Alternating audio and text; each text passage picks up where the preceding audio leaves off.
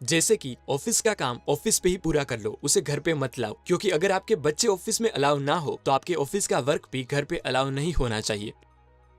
Investing की दुनिया में किंग माने जाने वाले वॉरेन बफेट उनको मिलने वाली 100 अपॉर्चुनिटीज में से 99 अपॉर्चुनिटीज को इग्नोर करते हैं, क्योंकि उनका मानना है कि सक्सेसफुल और नॉर्मल लोगों में यही एक डिफरेंस होता है कि नॉर्मल लोग सभी चीजों को हाँ बोलते हैं, जबकि सक्सेसफुल लोग ऑलमोस्ट सभी चीजों को इग्नोर करते हैं। अगर आपको लगता है कि आपके काम को पूरा करने के लिए आपको बहुत ही कम टाइम मिलता है, जिससे आप कंफ्यूज हो जाते हो और ज्यादा कुछ अचीव नहीं कर पाते, तो ये वीडियो आपके लिए है। आज मैं एप्पल, फेसबुक, गूगल, ट्विटर और एडोबी जैसी ग्रेट कंपनीज को कंसल्ट करने वाले ऑथर ग्रेग मैक्योन की बुक एसेंशियलिज्म में से कुछ ऐसी बातें बताने वाला हूँ जिसे अभी दुनिया के कई गेम चेंजर लोग अपनी डे टू डे लाइफ में यूज करते हैं, और इस टेक्निक से वो कम से कम काम करके ज्यादा से ज्यादा आउटपुट पाते हैं। ग्रेग मैक्योन की बुक एसेंशियलिज्म में से सबसे पहली बात जो मैंने सीखी वो है become an editor of your own life. Blockbuster movies जो ऑस्कार विनर बनती है वो रिलीज होने से पहले रूथलेसली एडिट की गई होती है, क्योंकि स्टोरी को ऑडियंस अच्छी तरह से समझ सके, इसलिए वो एडिटर उन सभी अननेसेसरी सीन को हटा देते हैं जो उतने इम्पोर्टेंट ना हो। आज के टाइम में बिजी लाइफस्टाइल लोगों के लिए एक स्टेटस सिंबल बन गया है, क्योंकि उन्होंने कहीं से सुना होता है कि लाइफ में कुछ अचीव करने के लिए हार्डवर्क जरूरी है, जिससे वो लोग बिजीनेस को हार्डवर्क मानने लगते हैं और उनको मिलने वाले सभी ऑफर्स, प्रोजेक्ट्स और अपॉर्चुनिटीज को अपने पहले से ही ओवरफ्लोइंग टू डू लिस्ट में डालते जाते हैं। मुझे गलत मत समझना, हार्डवर्क इंपॉर्टेंट है, पर गलत डायरेक्शन में हार्डवर्क करना waste of energy and waste of time होगा। फॉर एग्जांपल, एक पर्सन कोई एक पॉइंट से सभी डायरेक्शन में 1 किलोमीटर दौड़ता है, यानी कि वो दौड़ा 4 किलोमीटर, लेकिन फिर भी वो अपने स्टार्टिंग पॉइंट से किसी एक डायरेक्शन में सिर्फ 1 ही किलोमीटर दूर गया होगा। जबकि कोई दूसरा पर्सन कोई एक पॉइंट से सिर्फ एक डायरेक्शन में 4 किलोमीटर दौड़े तो वो पर्सन अपने स्टार्टिंग पॉइंट से उस डायरेक्शन में 4 किलोमीटर दूर गया होगा। इस दोनों केस में इनपुट सेम था, लेकिन आउटपुट में ह्यूज डिफरेंस मिला। इसीलिए आप कौन सी चीजों को अवॉइड करते हो वो उतना ही इम्पोर्टेंट है कि आप कौन सी चीजों को चूज करते हो। हर वक्त बिजी रहने का मतलब ये नहीं है कि आप प्रोडक्टिवली काम कर रहे हो। अगर आप थोड़ा गहराई से सोचे तो आपको पता चलेगा कि आपके ज्यादातर काम उतने इम्पोर्टेंट नहीं होते जितना आप मानते हो। आपने परेटो प्रिंसिपल के बारे में तो सुना ही होगा कि आपके काम के 80% रिजल्ट्स आपके सिर्फ 20% एफर्ट से आते हैं और बाकी 20% रिजल्ट्स आपके बाकी के 80% एफर्ट से आते हैं। पर हर वक्त बिजी रहकर ज्यादातर लोग वो उस 80% एफर्ट पे फोकस करते हैं जो उनको सिर्फ 20% रिजल्ट ही देंगे, जिससे वो कितनी भी मेहनत क्यों ना कर ले वो कभी भी डिजायर रिजल्ट अचीव नहीं कर पाते और उस काम को छोड़ देते हैं। नो डाउट लोग हार्ड वर्क करते हैं, पर हेरोइक रिजल्ट सही चीजों पे वर्क करने से मिलेंगे, ना कि सभी चीजों पे।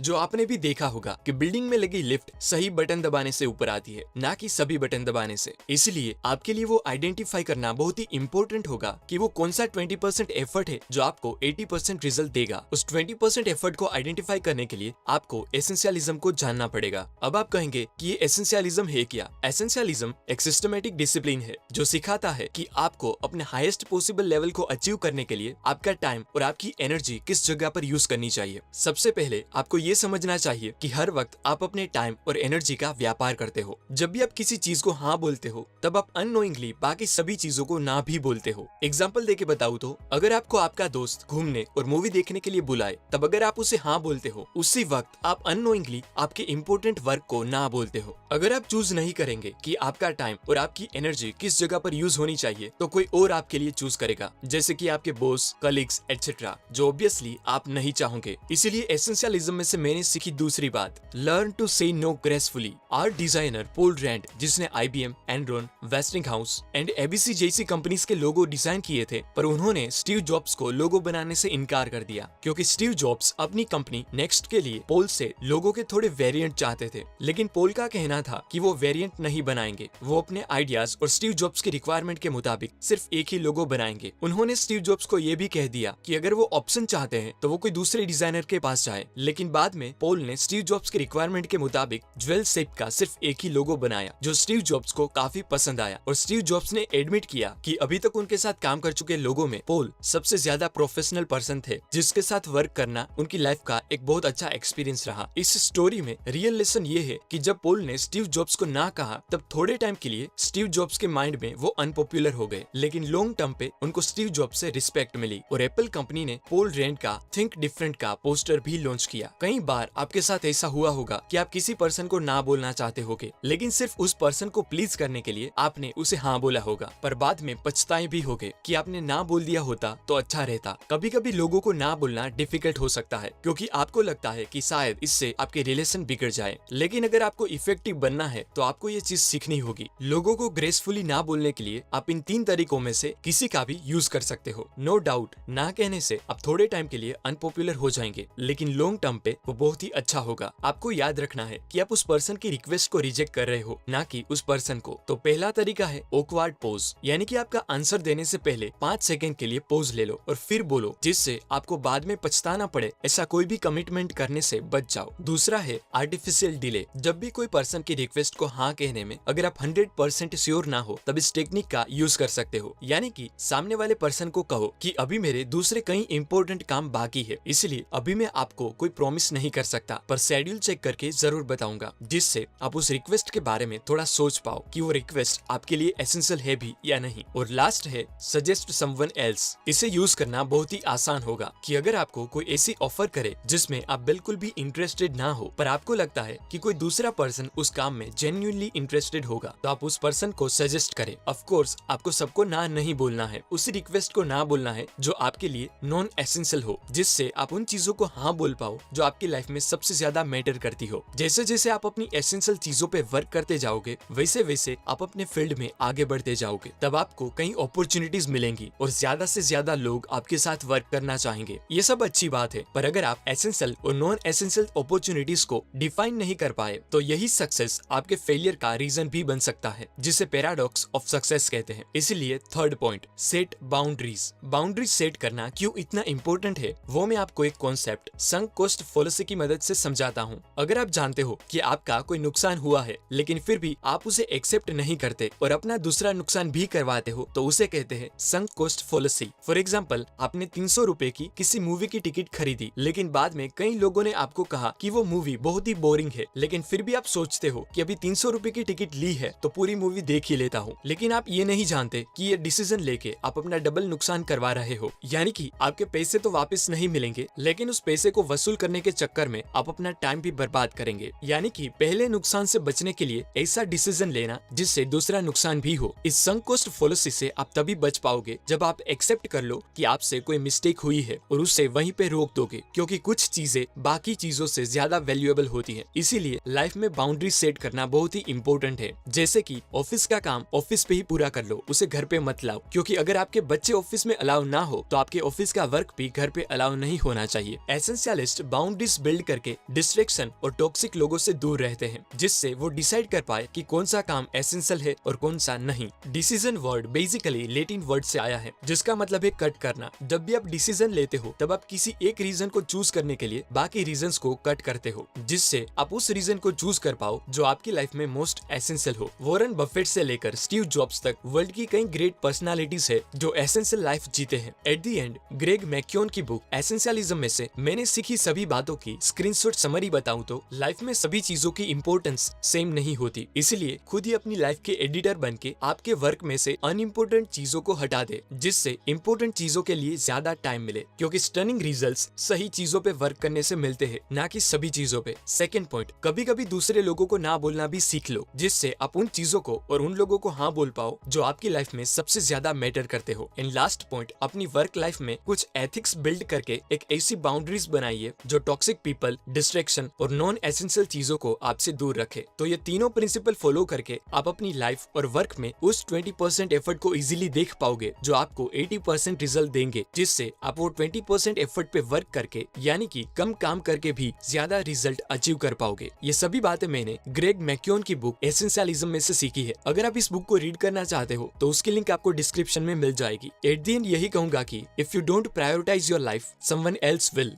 धन्यवाद।